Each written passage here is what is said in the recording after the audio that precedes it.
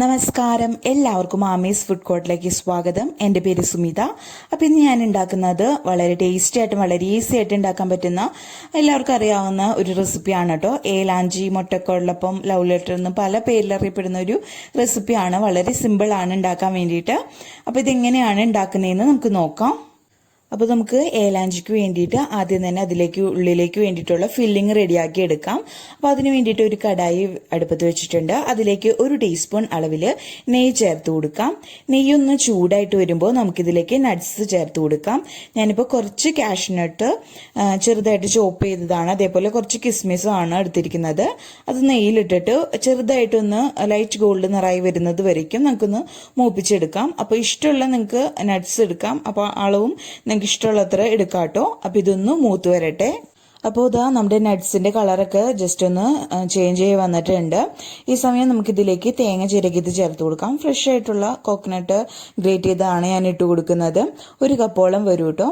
അത് ഈ നെയ്യിലിട്ടിട്ട് ജസ്റ്റ് ഒന്ന് നമ്മളൊന്ന് മൂപ്പിച്ചെടുക്കുകയാണ് ചെയ്യേണ്ടത്. ഈ സമയം തന്നെ നമ്മൾ ഇതിലേക്ക് മധുരത്തിന് ആവശ്യത്തിനുള്ള പഞ്ചസാരയും കൂടി ചേർത്ത് കൊടുക്കാം. അപ്പം മധുരത്തിന്റെ അളവ് ഓരോരുത്തരുടെ ടേസ്റ്റിനനുസരിച്ച് മാറ്റം വരുത്താട്ടോ.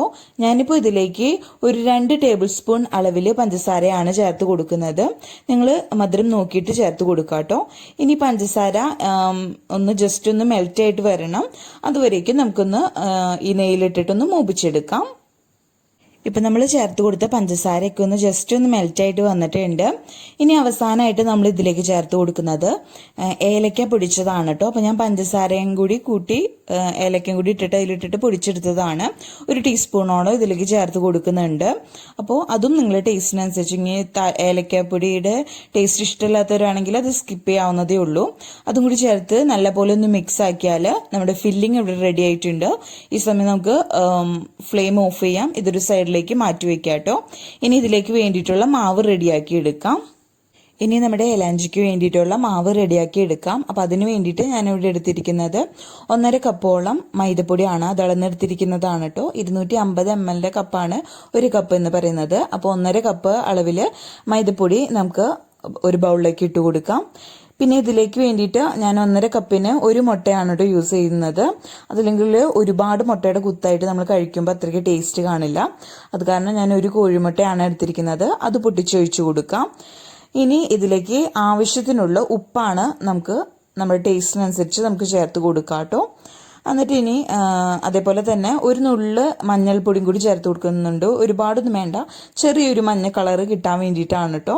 ഇനി ഇഷ്ടമല്ലാത്തവരാണെങ്കിൽ അത് സ്കിപ്പ് ചെയ്യാവുന്നുള്ളൂ. പക്ഷെ കാണാൻ ഒരു ഭംഗിക്ക് മഞ്ഞൾപ്പൊടി ചേർക്കുന്നതാണ് നല്ലത്. നമുക്ക് ആദ്യം തന്നെ ഈ പൊടികളൊക്കെ നമ്മൾ ചേർത്ത് കൊടുക്കുന്ന ഇൻഗ്രീഡിയൻസ് ഒക്കെ എല്ലാം കൂടി ഒന്ന് മിക്സ് ആവാൻ വേണ്ടിയിട്ട് ഒരു വിസ്ക് വെച്ചിട്ടൊന്ന് മിക്സ് ചെയ്ത് കൊടുക്കാം. അതിനുശേഷം കുറേശ്ശെ വെള്ളം ഒഴിച്ചിട്ട് നമ്മളിതങ്ങ് ഒരു ലിക്വിഡ് ഫോമിലാക്കി എടുക്കുകയാണ്. നമ്മുടെ ദോശമാവിൻ്റെ ഒക്കെ ഒരു കൺസിസ്റ്റൻസി ഇല്ലേ, ആ ഒരു കൺസിസ്റ്റൻസിലാക്കി എടുക്കുകയാണ് ചെയ്യേണ്ടത്. അപ്പോൾ കുറേശ്ശെ കട്ടകളൊന്നും ഇല്ലാതെ തന്നെ നമ്മളിതങ്ങ് കുറേശ്ശെ വെള്ളം ഒഴിച്ച് മിക്സ് ആക്കി എടുക്കുന്നതാണ് നല്ലത്. ഒരുപാട് വെള്ളം കൂടിപ്പോയാൽ ശരിയാവില്ല. അപ്പോൾ അങ്ങനെ തോന്നുകയാണെങ്കിൽ കുറച്ച് പൊടി ഇട്ട് കൊടുത്താൽ മതി.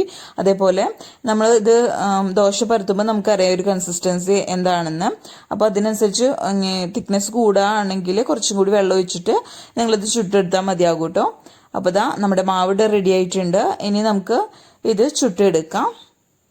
അപ്പോൾ നമ്മുടെ ഏലാഞ്ചിക്ക് വേണ്ടിയിട്ട് നമുക്ക് ദോശകളൊക്കെ ചുറ്റിയെടുക്കാം. അപ്പോൾ അതിന് വേണ്ടിയിട്ട് നമ്മൾ റെഡിയാക്കി വെച്ചിരിക്കുന്ന മാവ് നല്ല പോലെ ഇളക്കിയതിന് ശേഷം അതിൽ നിന്ന് ഓരോ തവി നമുക്ക് നമ്മുടെ ചട്ടിയിലേക്ക് ഒഴിച്ചിട്ട് നമുക്ക് ദോശ പരത്തുന്ന പോലെ പരത്തി കൊടുക്കാം.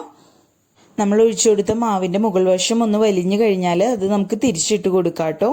പിന്നെ ഒരു കാര്യം ശ്രദ്ധിക്കേണ്ടത്, നമ്മളിത് ഒരു ചെറു തീയിലിട്ടിട്ട് വേണം ഇത് മൊത്തം റെഡിയാക്കി എടുക്കാൻ വേണ്ടിയിട്ട്. അതില്ലെങ്കിൽ പെട്ടെന്ന് തന്നെ 2 വശവും ബ്രൗൺ കളറായി മാറി വരും. അപ്പോൾ മുകൾ വശം ഒന്ന് വലിഞ്ഞു വന്നാൽ തിരിച്ചിട്ടിട്ട് ഒരു ഏകദേശം ഒരു 30 സെക്കൻഡോളം അടിവശം വേവിച്ചിട്ട് നമുക്ക് പെട്ടെന്ന് തന്നെ എടുക്കാം. അപ്പോൾ അടുത്ത ദോശയ്ക്കുള്ള മാവും കൂടി ഒഴിച്ചിട്ട് നമുക്ക് പരത്തി എടുക്കാം. അതുപോലെ തന്നെ നമ്മൾ ഓരോ ദോശയും ചുട്ടെടുത്താൽ അപ്പോൾ തന്നെ അതിൻ്റെ ഉള്ളിൽ ഫില്ലിങ് വെച്ചിട്ട് നമ്മളിത് മടക്കി എടുക്കേണ്ടതാണ്. അപ്പോഴത്തേനും അടുത്ത ദോശ നമുക്ക് റെഡിയാക്കി ഇട്ടു കേട്ടോ. അപ്പോൾ അതല്ലെങ്കിൽ ആ ചൂടോടുകൂടി ചെയ്തില്ലെങ്കിൽ നമുക്ക് സൈഡുകളൊക്കെ അങ്ങനെ നമ്മൾ ഏത് ഷേപ്പിലാണ് മടക്കാൻ ശ്രമിക്കുന്നത് അത് ഒട്ടിക്കിട്ടില്ല കേട്ടോ, വിട്ടുപോകും. അതുകൊണ്ടാണ് കേട്ടോ ഇപ്പം ഞാൻ ഈ ഒരു രീതിയിലാണിത് മടക്കിയെടുക്കുന്നത്. ജസ്റ്റ് ഇതൊന്ന് ഉള്ളിൽ ഫില്ലിങ് വെച്ചിട്ട് ടൈറ്റായിട്ടൊന്ന് റോൾ ചെയ്തിട്ട് സൈഡുകൾ രണ്ട് വശവും ഇതേപോലെ വെച്ചിട്ടൊന്ന് വീണ്ടും റോൾ ചെയ്തെടുക്കുകയാണ് ചെയ്യുന്നത്. അപ്പോൾ കാണാൻ നല്ല ഭംഗിയായിരിക്കും. അപ്പോൾ ഓരോന്ന് ചുട്ട് അപ്പോൾ തന്നെ അതിൻ്റെ ഉള്ളിൽ ഫില്ലിങ് വെച്ചിട്ട് ഇങ്ങനെ മടക്കിയെടുക്കാണ് ചെയ്യേണ്ടത് കേട്ടോ. അപ്പോൾ അടുത്ത റൗണ്ട് ഇങ്ങനെ നമുക്ക് ചുട്ടെടുത്ത് ഫില്ലിങ് വെച്ച് കവർ ചെയ്യാം. അപ്പോൾ ദാ എല്ലാ എലാഞ്ചും ഞാൻ ഇവിടെ റെഡിയാക്കി എടുത്തിട്ടുണ്ട്. ഉള്ളിൽ ഫില്ലിംഗ് ഒക്കെ വെച്ച് റോൾ ചെയ്തെടുത്തിട്ടുണ്ട് കേട്ടോ. വളരെ ടേസ്റ്റിയാണ്, അതേപോലെ വളരെ ഈസി ആയിട്ട് ഉണ്ടാക്കാൻ പറ്റുന്ന ഒരു റെസിപ്പിയാണ്. അപ്പോൾ ഒരുപാട് പേർക്ക് അറിയാവുന്ന റെസിപ്പിയാണ്, അറിയാത്തവർക്ക് വേണ്ടി ഷെയർ ചെയ്തതാണ് കേട്ടോ. അപ്പോൾ നിങ്ങൾക്ക് വീഡിയോ ഇഷ്ടപ്പെട്ടാൽ ലൈക്ക് ചെയ്യുക, അതേപോലെ നിങ്ങളുടെ ഫ്രണ്ട്സും റിലേറ്റീവ്സിനും ഒക്കെ വീഡിയോ ഷെയർ ചെയ്യാനും മറക്കരുത്. ആദ്യമായിട്ട് വീഡിയോ കാണുന്നവർ ആരെങ്കിലും ഉണ്ടെങ്കിൽ ചാനൽ സബ്സ്ക്രൈബ് ചെയ്യാനും മറക്കരുത് കേട്ടോ. അപ്പോൾ ഇതൊന്ന് കട്ട് ചെയ്ത് കാണിച്ചു തരാം. വളരെ ടേസ്റ്റിയാണ് ഇത് കഴിക്കാൻ വേണ്ടിയിട്ട്. അപ്പോൾ ഇതാ ഇതൊന്ന് കട്ട് ചെയ്ത് കാണിക്കാൻ, കണ്ടില്ലേ നല്ല സോഫ്റ്റ് ആയിട്ട് ഉള്ളിൽ ആ ഫില്ലിംഗ് ഒക്കെ വെച്ചിട്ട് കഴിക്കുമ്പോൾ നല്ല ടേസ്റ്റാണ് കഴിക്കാൻ വേണ്ടിയിട്ട്. അപ്പോൾ ഇതൊന്ന് ട്രൈ ചെയ്ത് നോക്കാം കേട്ടോ. അപ്പോൾ ആദ്യമായിട്ട് ഞാൻ പറഞ്ഞ പോലെ വീഡിയോ കാണുന്നവർ ആരെങ്കിലും ഉണ്ടെങ്കിൽ ചാനൽ സബ്സ്ക്രൈബ് ചെയ്യാൻ മറക്കരുത് കേട്ടോ. അപ്പോൾ അടുത്ത അടിപൊളി വിഭവമായിട്ട് വരുന്നത് വരയ്ക്കും ബൈ, താങ്ക് യു.